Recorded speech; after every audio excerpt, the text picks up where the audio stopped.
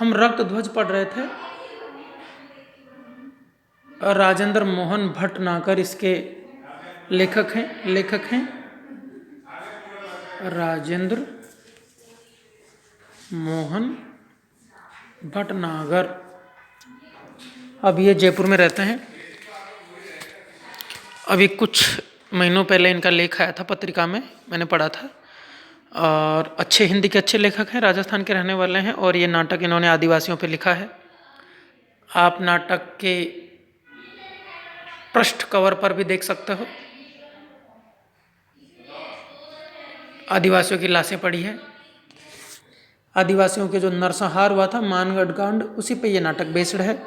अब से पहले हमने पढ़ा था कि सारे के सारे आदिवासी गोविंद स्वामी को घेर के बैठे हैं। गोविंद स्वामी उनको समझा रहे हैं कि हमको बेगार नहीं देनी है और खुद को सुधारना है। ये लोग आदिवासी कहते हैं कि शासक वर्ग हमें मारेगा, हम किस तरह से उत्तर देंगे। तो गोविंद स्वामी समझाते हैं कि हमें अहिंसा से उत्तर देना है, हथियार का जवाब प्रेम से देना है, उनका हृदय बदलेगा, एक दिन वो हमारी मांग सुनेंगे। आदिवासी पूछते हैं कि आप किस तरह से शिक्षित बने, आप किस तरह से आपने ज्ञान प्राप्त किया, हमें बताओ। तो वो कहानी गोविंद स्वामी बताते हैं। अब आते हैं वो कहानी क्या है। तो गोविंद स्वामी बताते हैं कि एक बार मैं जंगल में भीग रहा था, रात का टाइम था, तो मैंने शरण पाने के लिए एक मंदिर की तरफ गया। वहाँ पे पुजारी राम की कथा बाँच रहा था। गोविंद स्वामी ने वो कथा सुनी। जब वो कथा खत्म हुई तो गोविंद स्वामी की तरफ पुजारी ने देखा। गोविंद ने सारी कविता, सारी कथा ऐसे कैसे कंठस्थ कर ली थी एक बार में, पुजारी को सुना दी। पुजारी बहुत खुश हुआ, बोला तू पढ़ना चाहता है, पढ़ा लिखा है। गोविंद स्वामी ने कहा कि मैं पढ़ा लिखा तो नहीं हूँ, पर मैं पढ़ना चाहता हूँ। अब गोविंद स्वामी जिस वर्ग से थे, जिस समाज से थे, उसको पढ़ना निषेध था। तो पुजारी ने कहा कि भाई मैं रात में पढ़ाऊंगा तुझे, दिन में नहीं पढ़ा सकता, रात में आएगा। गोविंद ने कहा आऊँगा। क्या करेगा पढ़ के? तो शुरू में वही करेगा जो दुनिया कर रही है। तो शुरू में तो गोविंद स्वामी ने कहा हाँ मैं वही करूँगा जो दुनिया कर रही है। इस पर पुजारी क्रोधित हो गए, तू भी अन्याय करेगा, तू भी शोषण करेगा, जो पढ़े लिखे लोग अन्याय और शोषण कर रहे हैं वही काम तू करेगा, क्या तू दुख और दरिद्रता नहीं काटेगा गरीबों की?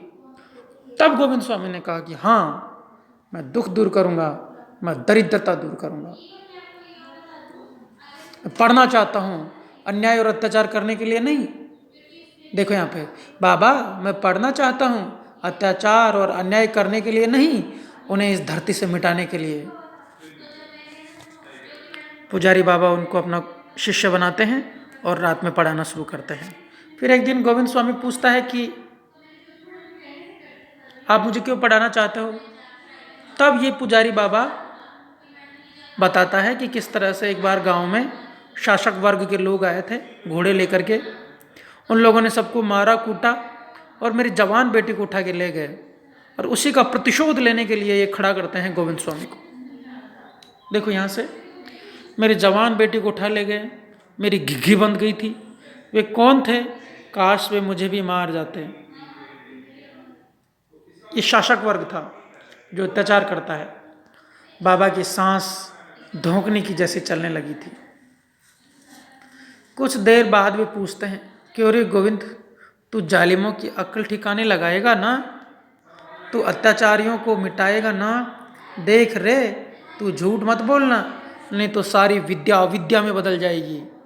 पहले के ज़माने में ऐसा था, गुरु जो विद्या देते थे तो कुछ गुरुदक्षिणा भी लेते थे, कुछ वचन भी लेते थे। कर्ण के साथ देखा होगा, परशुराम ने कर्ण को पढ़ाया, लेकिन कर्ण ने कुछ बात छिपाई थी। ये छिपाया था कि मैं ब्राह्मण नहीं, मैं क्षत्रिय हूँ। परशुराम क्षत्रियों को शिक्षा नहीं दे सकते थे। और जब परशुराम को पता लगा कि कर्ण क्षत्रिय नहीं, ब्राह्मण नहीं क्षत्रिय है, तो उन्होंने श्राप दिया कि जो विद्या मैंने तुझे दी है वो तेरे जीवन के सबसे इम्पोर्टेंट टाइम में, जीवन के सबसे क्रूशियल टाइम में, जब तुझे इसकी ज़रूरत होगी, जब तेरी जिंदगी दाव पे लगी होगी, मेरी विद्या तेरे काम नहीं आएगी, मेरे अस्त्र शस्त्र तेरे काम नहीं आएंगे। और यही हुआ। कर्ण का रथ जब महाभारत में जमीन में धंस गया था और उधर रथ को निकालने के लिए कर्ण नीचे निकला उतरा, तो उधर से अर्जुन ने जो तीर चलाया, तब कर्ण का सारा ज्ञान, सारी विद्या अकारत हो गई और अर्जुन के बाण ने कर्ण का गर्दन का सीना छलनी कर दिया। ठीक वही बात ये कहता है पुजारी बाबा, तुझे सांप डस लेगा तू मृत्यु को प्राप्त होगा कर्ण की तरह, अगर मुझे झूठ बोलेगा तो अत्याचार मिटाएगा ना? तो ये कहता है हाँ मैं मिटाऊंगा। द्वितीय,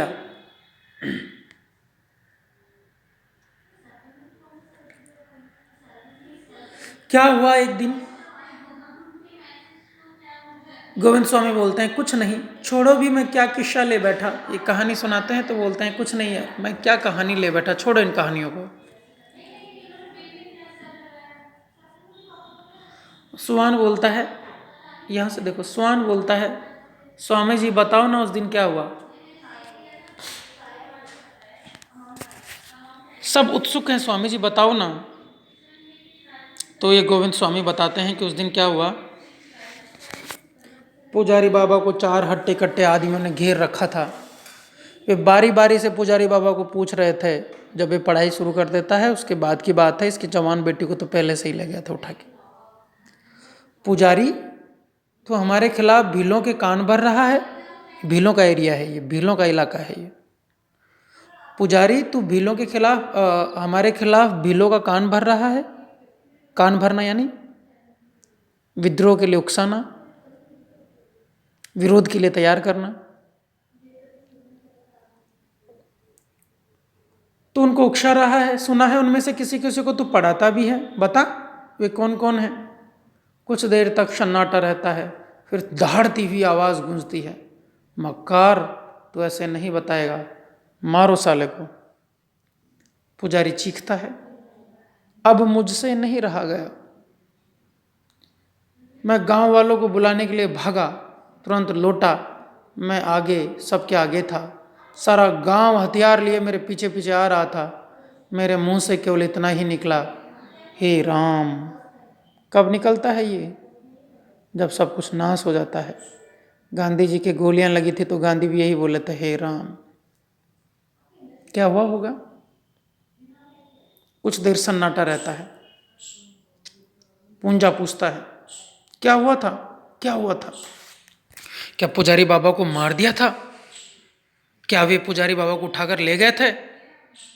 गोविंद स्वामी बताते हैं कि वे पुजारी बाबा के अंग भंग कर मंदिर के चारों कोनों में डाल गए थे। यानी पुजारी को काट के और पुजारी के टुकड़े टुकड़े करके मंदिर के चारों कोनों में डाल गए थे। मंदिर जो ईश्वर का वास है, मंदिर जहाँ ईश्वर रहता है, उस मंदिर में ऐसा जघन्य कांड, मंदिर के पुजारी को ही काट के चारों कोनों में उसके टुकड़े डाल गए थे। तब से वहाँ प्रेत का वास माना जाता है। तब से ऐसा माना जाता है कि उस मंदिर में भूत रहते हैं, प्रेत रहते हैं। उधर कोई नहीं जाता। भक्तों, मेरे मन में पुजारी बाबा को लेकर तब से द्वंद्व है। तब से मैं घूमता फिर रहा हूँ और मुझे चैन नहीं पड़ता। गुरु की हत्या का बदला लेने के लिए इसके मन में बेचैन है, चैन नहीं पड़ता, द्वंद्व है, आग है। गुरु की हत्या के साथ ही आदिवासियों को शोषण से मुक्त कराने की पीड़ा भी इसके अंदर है। और गोविंद स्वामी बोलते हैं कि मुझे चैन नहीं पड़ता, मैं लगातार घूमता हूँ और भीलों की मुक्ति की कामना करता हूँ। द्वितीय, लेकिन आप तो हिंसा के विरोधी हैं। आप तो कहते हैं कि किसी से बदला नहीं लेना, मारना नहीं किसी को, आप तो हिंसा का विरोध करते हैं। गोविंद स्वामी कहते हैं, मैं पहले हिंसा का विरोधी नहीं था। पहले मैं भी मारकाट में विश्वास रखता था, बाद में, हाँ बाद में हुआ। द्वितीय पूछता है, क्या कारण है, आप हिंसा के विरोधी कैसे हो गए, कारण बताओ। मैं सुवान भी बोलता है, सुनाओ सुनाओ स्वामी जी सुनाओ। गोविंद बोलता है, आज नहीं फिर कभी। आज नहीं बता रहा मैं, फिर कभी बताऊंगा कि मैं किस तरह से मैंने हिंसा का रास्ता छोड़ दिया और अहिंसा के रास्ते पे चला। पहले मैं भी आप लोगों की तरह लड़ाई झगड़े में विश्वास रखता था, और जब पुजारी बाबा को घेर लिया था इन लोगों ने, सिपाहियों ने, तो मैं सारे गांव वालों को बुला के लाया था और सारे गांव वाले हथियार लेके आए थे पुजारी बाबा को बचाने के लिए। और तब मैं बेचैन रहता था उनके विरोधियों को मारने के लिए, मेरे गुरु के हत्यारों को मारने के लिए मैं बेचैन रहता था। लेकिन बाद में मैंने हिंसा का रास्ता छोड़ दिया। ये बात मैं आज नहीं फिर कभी बताऊंगा। द्वितीय बोलता है, आप हमें अहिंसा की ओर ले जा रहे हैं, हम उसका कारण जानना चाहते हैं। ज़रूर कोई गूढ़ बात है, बहुत गहरी बात है, आप हमें बताओ कि वो गहरी बात कौन सी है। तो गोविंद स्वामी कहते हैं, आज नहीं फिर कभी। तो हम भी आज क्लास यहीं ख़त्म करते हैं। हम भी फिर कभी तो नहीं, लेकिन कल ही नेक्स्ट अगली क्लास में आगे पढ़ेंगे। आप सभी का बहुत बहुत धन्यवाद।